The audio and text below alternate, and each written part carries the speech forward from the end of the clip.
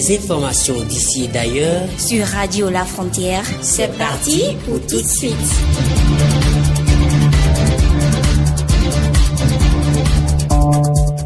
Radio La Frontière. Le journal.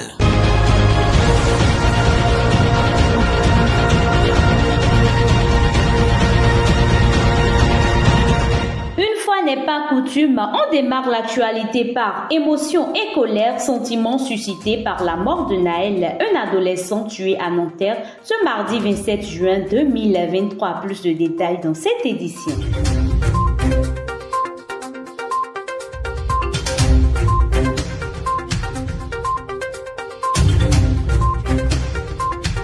Et ça fait quelques heures déjà que les nouveaux collégiens sont fixés sur leur sort au Bénin. Ce jeudi 23 juin était le jour J, jour de proclamation des résultats pour les candidats au CEP session de juin 2023.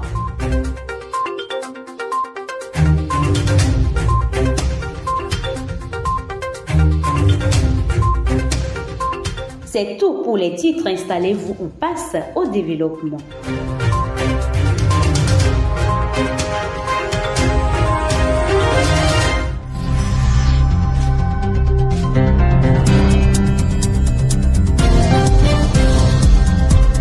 Bienvenue à cette session d'information. Une fois n'est pas coutume, je le disais dans les titres, on démarre par l'actualité française.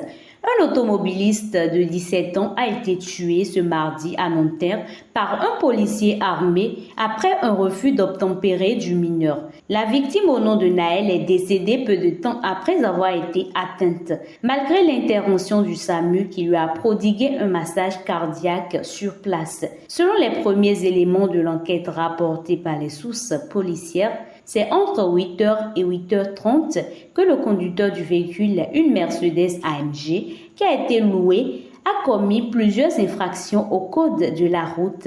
À la vue de motards de police, il s'est d'abord arrêté avant d'accélérer dans leur direction. Un fonctionnaire a alors tiré au niveau du thorax du conducteur selon les mêmes sources.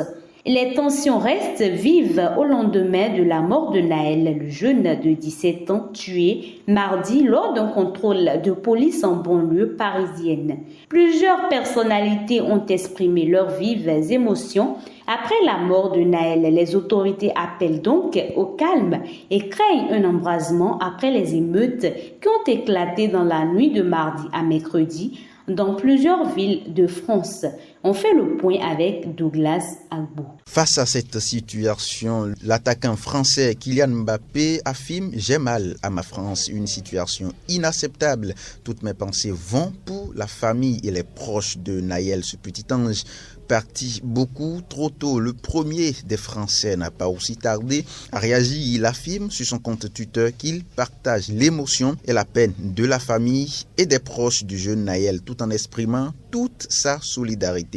Emmanuel Macron, président de la République. Nous avons un adolescent qui a été tué, c'est inexcusable et d'abord ce sont des mots d'affection, de peine partagée, de soutien à sa famille et à ses proches. Ensuite, la justice a été immédiatement saisie, je souhaite qu'elle fasse son travail avec évidemment célérité et dans le calme que ce travail requiert et que la vérité puisse être faite dans les meilleurs délais, que évidemment nous soyons tous informés, que la justice passe. Mais je souhaite qu'il n'y ait aucune manipulation, il faut du respect, de la considération, que la vérité passe et moi je souhaite qu'ensuite on puisse avoir le calme qui permet d'avancer en efficacité avec des élus responsables et engagés. Il poursuit ses dires en soulignant que la justice a été saisie. C'est à elle d'établir la vérité et d'assigner les responsabilités, a-t-il déclaré. Après la mort tragique de Naël, la première ministre de la France, Elisabeth Borne, a réagi lors des questions au gouvernement au Sénat ce mercredi. On l'écoute. Avec tout mon gouvernement, je veux adresser mes condoléances à la famille et aux proches de Naël et leur dire toute ma solidarité. La justice est saisie, elle avance, l'auteur du coup de feu est en garde à vue et je souhaite comme chacun que la vérité puisse être faite au plus vite. Policiers et gendarmes connaissent leur devoir d'exemplarité. Et comme nous l'avons toujours dit, quand il y a des fautes, les fonctionnaires ont à en répondre, tant au plan administratif que judiciaire. Les images particulièrement choquantes du contrôle de Naël donnent à penser que le cadre d'intervention légale n'a pas été respecté. Mais seule la justice le dira et nous en tirerons évidemment toutes les conséquences. Et dans l'immédiat, le ministre de l'Intérieur prendra les décisions qui s'imposent à l'issue de la garde à vue. L'heure est au deuil, à l'enquête et à l'apaisement. Nous avons une exigence absolue de vérité. C'est elle qui nous permettra de surmonter les colères et de donner les réponses qu'attendent légitimement la famille de Naël, les élus et les Français.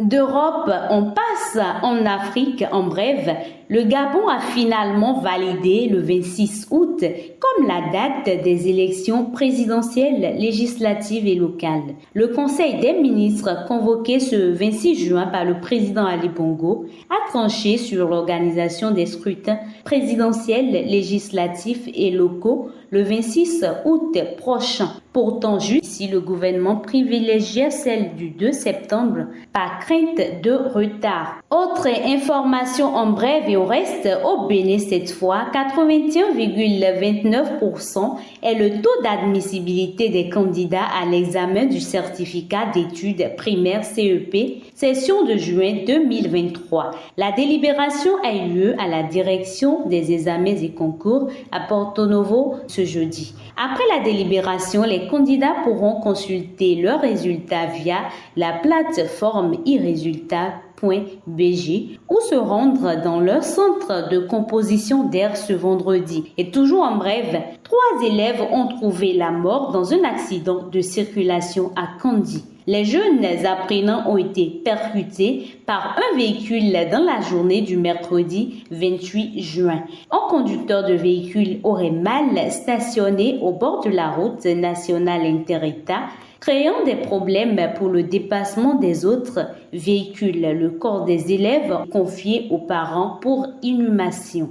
Le directeur technique de la Société béninoise d'énergie électrique SB2E ainsi que la personne responsable des marchés publics sont sous mandat de dépôt dans une enquête conduite par la Brigade économique et financière. Une perquisition a été effectuée au domicile des 2 prévenus. Selon les informations, plusieurs centaines de millions de francs CFA auraient été saisis à leur domicile. Plusieurs autres cadres de la société distributrice d'énergie électrique suspects dans ce dossier de malversation sont en fuite.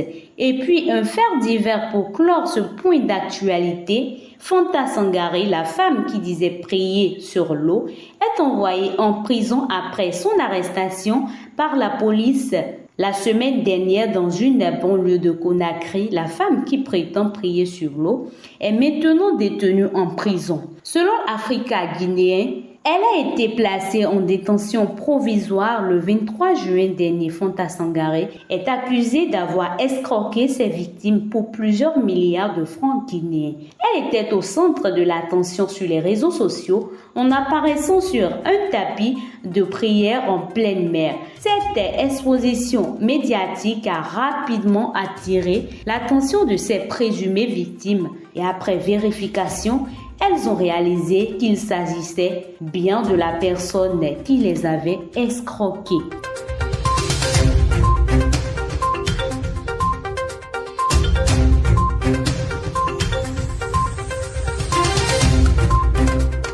Et voilà tout pour cette édition. Eunice Henry, je suis restée au micro. Jean-Paul Nkodo à la cabine technique. Ce que vous portez, c'est ce que vous êtes. Rendez-vous vendredi prochain. D'ici là, portez-vous bien.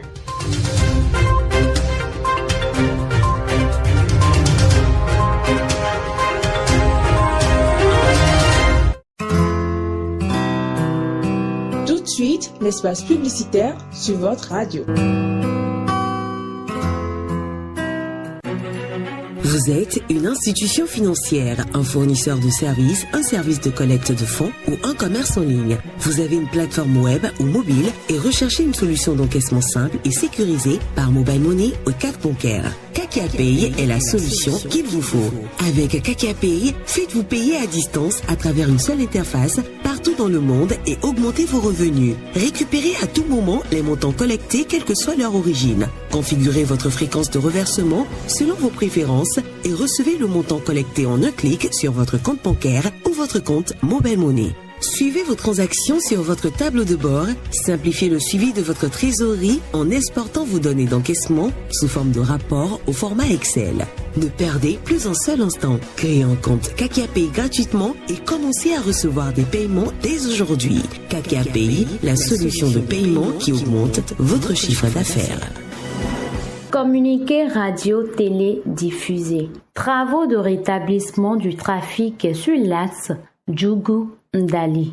Chers usagers, nous vous informons qu'en raison des fortes pluies diluviennes qui se sont abattues sur la région septentrionale du Bénin le vendredi 23 juin 2023, la circulation sur la route Ndali-Djougou a été temporairement interrompue, précisément au kilomètre PK 43, par suite de l'effondrement du remblai d'accès d'un ouvrage d'art. La Société des infrastructures routière et de l'aménagement du territoire, SIRAT SA, sous l'autorité du ministère du Cadre de vie et des Transports, chargé du développement durable et avec l'appui des entreprises de travaux publics intervenant dans la région, a engagé des dispositions d'urgence nécessaires afin de permettre la réouverture à la circulation sur cet axe routier. Cette ouverture est effective depuis ce jour, dimanche 25 juin, et les travaux de finition se poursuivent. La SIRAT informe qu'elle a d'ores et déjà initié une inspection généralisée des ouvrages d'art du réseau routier national à l'effet de prévenir d'autres incidents similaires. La SIRAT SA compte sur la compréhension et l'accompagnement de tous les usagers de la route. Signé le directeur général de SIRAT SA.